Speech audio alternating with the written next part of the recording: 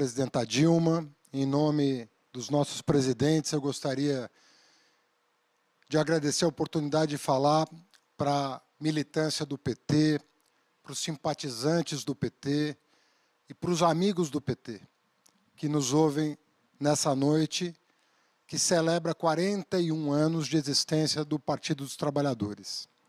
Antes de mais nada, eu gostaria de dizer, Gleisi, que foi das celebrações mais emocionantes que eu vivi no PT. Muito singela, do ponto de vista de organização, mas de uma profundidade, do ponto de vista simbólico, ouvir nossos governadores, ouvir lideranças mundiais de todo o planeta celebrando o PT, enaltecendo a contribuição que o PT deu para o mundo e para a América Latina, acompanhando as suas palavras, um discurso irretocável, dando luz, jogando luz sobre a dramaticidade do momento que nós estamos vivendo. O discurso da presidenta Dilma, que também agregou uma análise profunda do momento que nós estamos vivendo e das tarefas que o PT tem pela frente. Entre elas, resgatar a nossa história, resgatar o nosso legado e as nossas conquistas. E, obviamente, ouviremos logo mais o presidente Lula, que também vai nos brindar com o seu discurso e com as suas reflexões. Portanto, uma solenidade irretocável do ponto de vista da tarefa que está posta para os petistas de todo o Brasil. Eu queria começar por uma nota biográfica. Eu passei a militar no PT em 1983. Eu entrei na universidade em 81 e era muita novidade, ainda estávamos sob regime militar. Era o último governo militar. E lutávamos pela democracia. E em 83, era muito nítido que alguma coisa muito nova tinha surgido no Brasil, aos meus olhos. Muitos já estavam filiados ao Partido dos Trabalhadores, e eu passei a militar no Partido dos Trabalhadores. Me envolvi no movimento estudantil em 84. Em 85 me tornei presidente do Centro Acadêmico 11 de agosto, glorioso 11 de agosto, que foi parceiro de primeira hora do PT e de várias forças políticas na defesa das eleições diretas, e foi ali que eu fui picado pelo gosto pela política e percebi que não havia vida cidadã sem engajamento político se nós quiséssemos transformar o Brasil. Foi em 85 que eu recebi o convite para me filiar ao PT. E desde então eu sou filiado, é o meu único partido. Eu acompanho a trajetória desse partido desde então.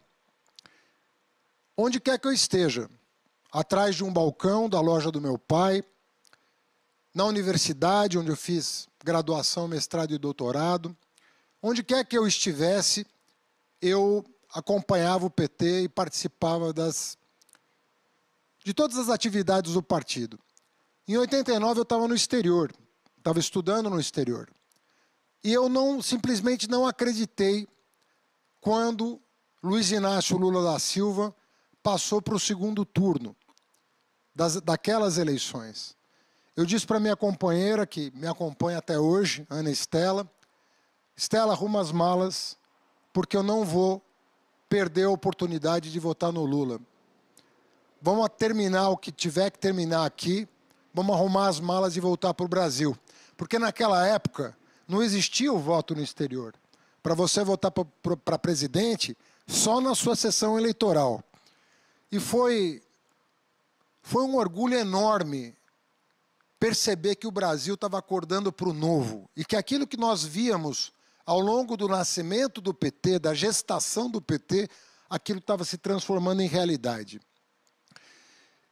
Eu respeito muito as forças políticas progressistas do Brasil e do mundo. Nós temos que ter muito respeito pela história de cada um.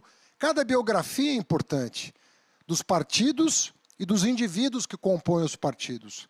Mas eu não posso deixar de negar o impacto que a gestação do PT provocou em mim e nos meus companheiros do movimento estudantil. Aquilo não era um partido de laboratório e nem aquele líder era um líder de laboratório.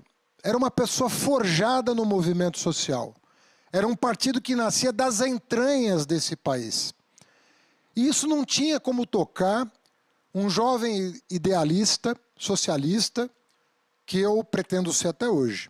Jovem e socialista. Porque não tem idade para sonhar com um mundo melhor. O corpo envelhece, mas a nossa disposição de construir uma sociedade justa e solidária não pode envelhecer, sobretudo diante de tanta injustiça, de tanta desigualdade e de tanto preconceito que nós temos que vencer e venceremos. Essa história, ela acompanhou o PT da sua primeira eleição presidencial até a nossa vitória em 2002. E aquilo que parecia impossível, não apenas um operário chegar à presidência, mas um operário na presidência transformar o Brasil, isso começou também a acontecer. E eu tive o privilégio, eu que quando garoto sonhava em ter uma escola, a minha vida inteira, Gleise, eu queria ter uma escola, gostava tanto de ler, de estudar, que quando me perguntavam o que você quer da vida, eu falava, eu queria ter uma escola. Eu gostava muito da minha escola. E foi o PT que me deu a oportunidade de ter 200 mil escolas para cuidar da condição de ministro da Educação. Eu não tenho como expressar para vocês o que isso significou na minha vida. Eu não tenho como expressar a oportunidade que um operário nos deu com recursos, com vontade, com dignidade, de transformar a vida de milhões e milhões de jovens que hoje chegam às universidades, chegam ao mestrado, ao doutorado, pretos, indígenas, pretas, pobres, filho de faxineiro, de pedreiro, ostentando o seu primeiro diploma da família e dizendo, nós somos o exército que vai transformar esse país. Nós somos a geração que vai transformar esse país. E depois eu que sonhava com uma escola e tive a oportunidade de ser ministro da Educação, nascido em 25 de janeiro, dia de São Paulo, me tornei prefeito da cidade que nasceu dia 25 de janeiro, pela mão do PT. Quantos e quantos companheiros nossos, professores, enfermeiros, médicos, de todo o país, lavradores, como meu pai foi até os 24 anos, puderam sonhar em galgar degraus e contribuir com o melhor dos seus esforços por esse país e transformar o país ao longo de 12 anos. E eu falo 12 anos porque em 2014 aconteceu um crime nesse país. Os derrotados não aceitaram a derrota. E o pesadelo que o Brasil vive hoje decorre deste gesto de colocar em dúvida a democracia brasileira. E é esse inferno que resultou na eleição do Bolsonaro que nós temos como partido, como nação petista, a obrigação de desafiar e derrotar. Derrotar. E não esperar 2022 para derrotar. Nós temos que derrotar a cada dia esse projeto genocida que está no poder. Nós sabemos que nós não precisávamos ter 230 mil mortos nesse país. Nós sabemos o que um governo nosso faria nessas circunstâncias em proteger as vidas e os empregos que foram ceifados da família brasileira. Os milhões, os milhares de pequenos e microempresários, 800 mil empresas que fecharam e 230 mil brasileiros.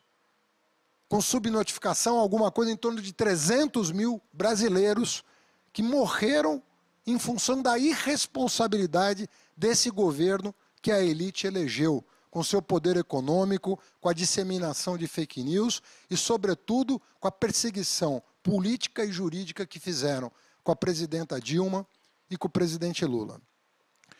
Nós temos história, mas mais do que isso, nós temos uma militância.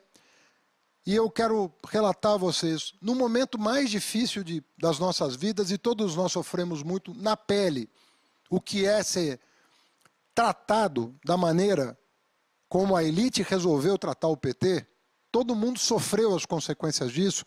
Nas horas mais difíceis, que às vezes eu acordava de madrugada pensando o que vai ser desse país, eu lembrava do militante da periferia do PT, do militante do campo do PT, do militante do movimento negro do PT, do militante das empregadas domésticas do PT, e dizia: vai vir força sobre-humana para nos dar a energia necessária para vencer esse desafio.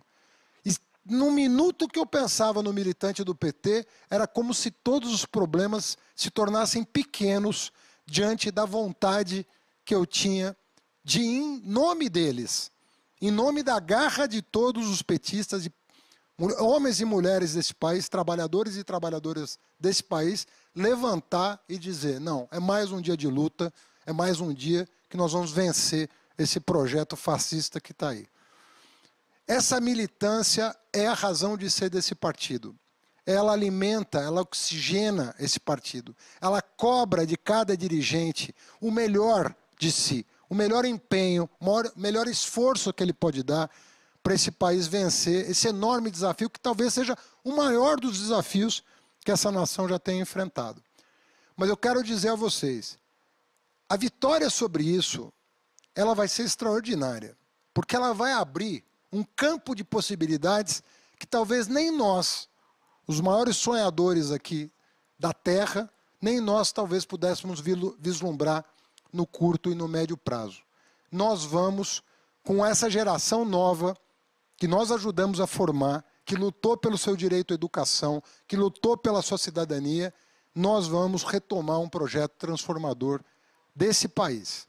Eu quero dizer a cada um e cada uma que está nos assistindo: eu sei que nós estamos há quase um ano de isolamento e eu sei quantos petistas contribuíram para que o desastre não fosse ainda maior, fazendo o que estivesse a seu alcance para minorar a dor e o sofrimento da família brasileira. Mas comece a retirar a sua bandeira do armário, desenrolar a sua bandeira. Retire a sua camiseta do armário. Eu sei que alguns têm a camiseta de 82, a camiseta de 89, a camiseta de 2002, a camiseta de 2018 no armário. Tira a poeira disso tudo, porque o PT começa a marchar. O PT vai botar o bloco na rua. E isso significa muito para a elite brasileira. Comecem a se preocupar, porque o bloco do PT está chegando e vai chegar. Boa noite a todos.